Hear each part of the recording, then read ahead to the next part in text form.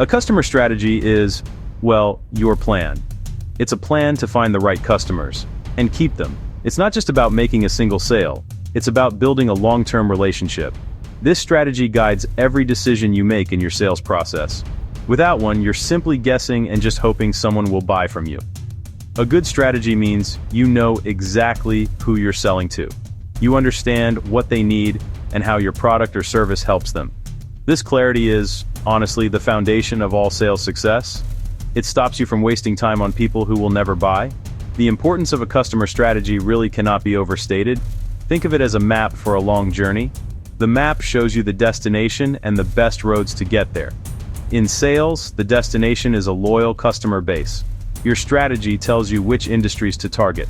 It identifies the ideal size of the company you should approach. It defines the problems your product solves for them. This focus, it just makes your efforts more efficient and effective. Today's customers are not like the customers of the past. They're more informed. They're more connected. They're really more powerful than ever before.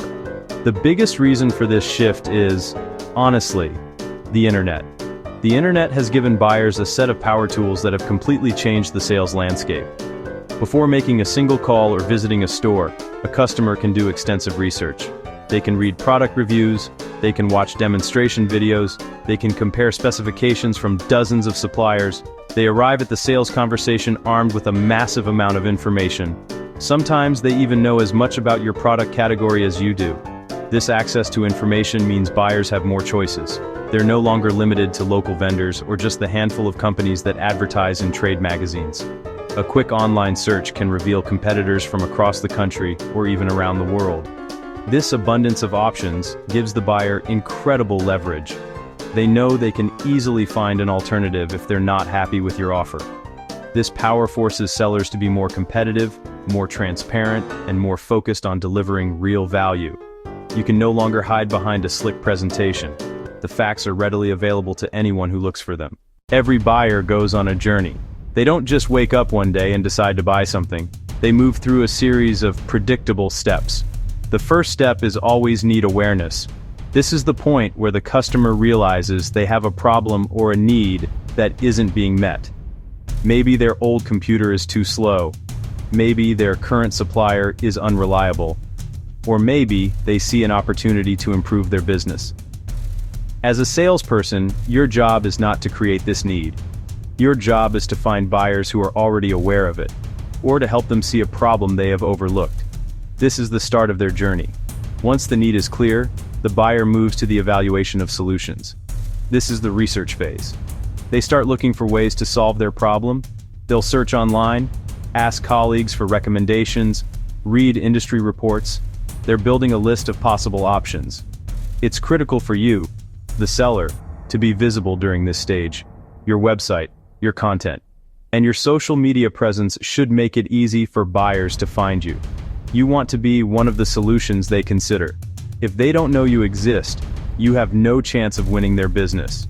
Your marketing and sales efforts must align with this search for information. The third step is the resolution of problems. The buyer is now comparing the options they found. They're asking detailed questions. Finally, the buyer makes a purchase decision.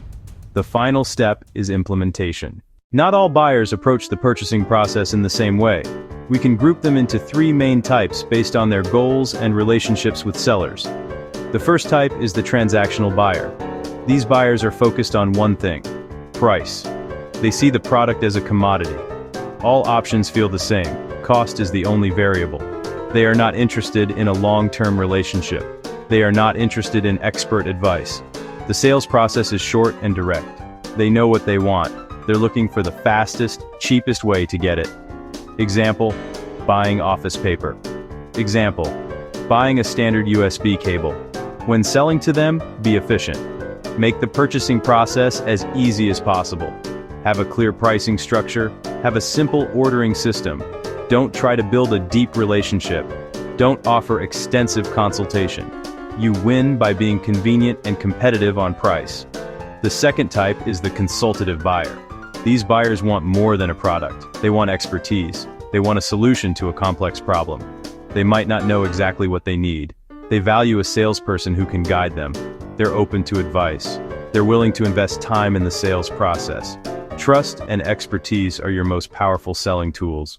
To truly understand why customers buy, we must look at the psychological drivers behind their decisions.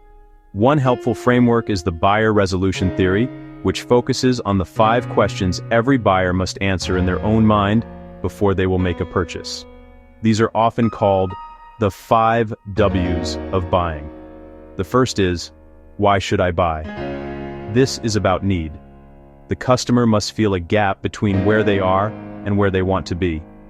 Until they are convinced that a change is necessary, no sale can happen. They must answer this question first. The next question is, what should I buy?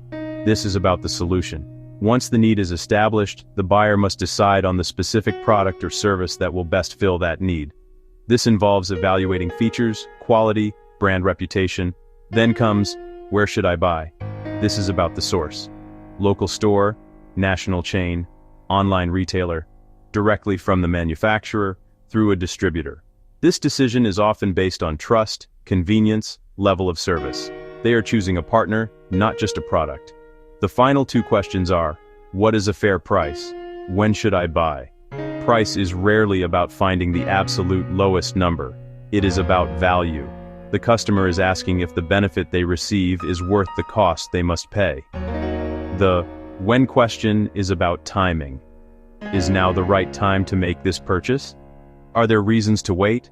A sense of urgency, created by a real business need or a compelling offer, helps the customer answer this final question and move forward with the decision.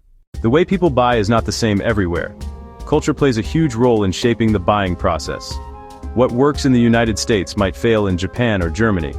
In many parts of Asia, building a strong personal relationship is essential before business. It can take several meetings over tea or dinner to establish trust.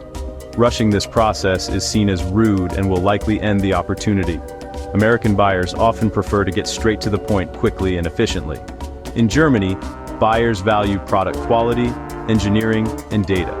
They want detailed technical specifications and proof of performance. Presentations should be logical, structured, and filled with facts. In parts of Latin America, personality matters. The personality of the salesperson, the emotional connection they build, and the product's features. Understanding these cultural nuances is critical for global sales. You must adapt your style to fit the local buying culture. Let us review the key lessons.